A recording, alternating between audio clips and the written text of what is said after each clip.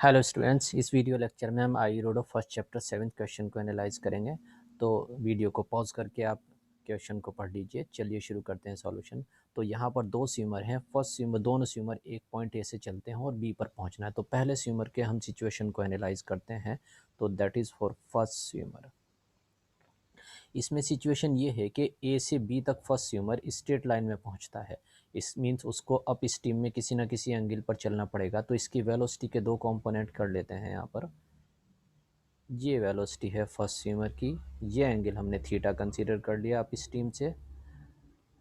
और इस डायरेक्शन में जो कंपोनेंट बना that is v cos theta. और इस डायरेक्शन में वेलोसिटी कंपोनेंट बना वी साइन थीटा। इस डायरेक्शन में ऑलरेडी गिवन है फ्लो की स्पीड।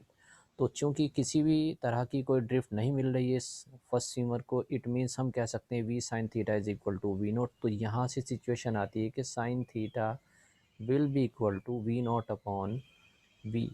तो इसको जब हम सॉल्व करेंगे, कॉस थीटा की हमें आगे ज़रूरत पड़ने वाली, तो I am just finding cos theta is equal to 1 minus v naught upon v whole square. ये हमारे पास पहली एक रिलेशन आ गई जिसकी हमें ज़रूरत पड़ने वाली है। अब रिस्पॉन्सिबल जो है क्रॉसिंग के लिए फर्स्ट स्विमर का, वो ये है वी कॉस थीटा। तो वी कॉस थीटा से क्रॉस करने के लिए टाइम की हम कैलकुलेशन को, टाइम को मान लेते हैं t1 और इसकी कैलकुलेशन करते हैं। Time is equal to distance A B cross करनी है और स्पीड हम देख रहे हैं रेस्पॉन्सिबल क्रॉसिंग के लिए वी कॉस थीटा है, that is v cos theta. This is. अब सेकंड स्विमर की बात करते हैं। सेकंड स्विमर परपेंडिकुलर डायरेक्शन में चलता है इट, और फ्लो उसको एक ड्रिफ्ट प्रोवाइड कराता है that is B C. Crossing के लिए सेकंड स्विमर के वेलोसिटी जो रेस्पॉन्सिबल हुई ये वी, बिकॉज दोनों swimmer with respect to water v speed से चल रहे हैं। तो that is the responsible velocity for second swimmer v. अब इसके लिए हम निकालते हैं कि इसको कितना टाइम लगता है क्रॉसिंग में। तो that time is equal to t2। याद रखिए, ये पहले स्विमर का क्रॉसिंग का टाइम है, ये दूसरे स्विमर का क्रॉसिंग का टाइम है। तो that time is equal to distance A B और स्पीड आपकी आ गई इस केस में दैट इज़ v।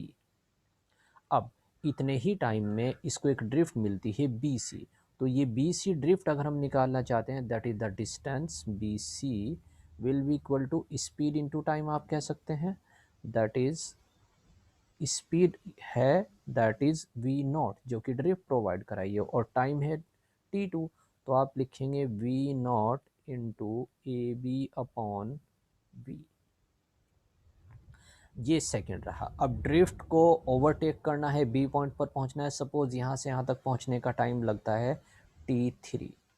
तो let me find that time t3।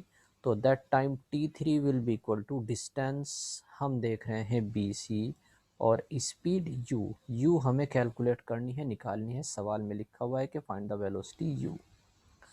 bc की वैल्यू आप यहाँ से डाल दीजिए, that is v naught A B upon v into 1/u। अब ये देखिए कि दोनों स्विमर साइमल्टेनियसली बी पॉइंट पर पहुंच रहे हैं, इस जगह पर साइमल्टेनियसली पहुंच रहे हैं। It means t1 time will be the sum of these two time t2 plus t3।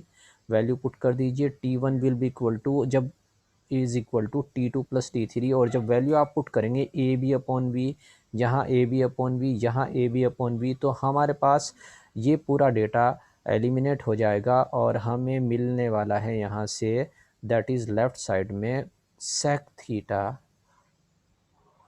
Will be equal to 1 plus v naught upon you.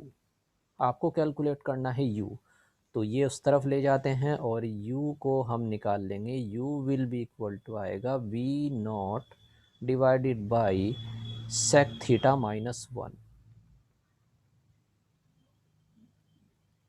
sec theta की वैल्यू आप इस रिलेशन से पुट कर दीजिए, that will be equal to u will be equal to v naught upon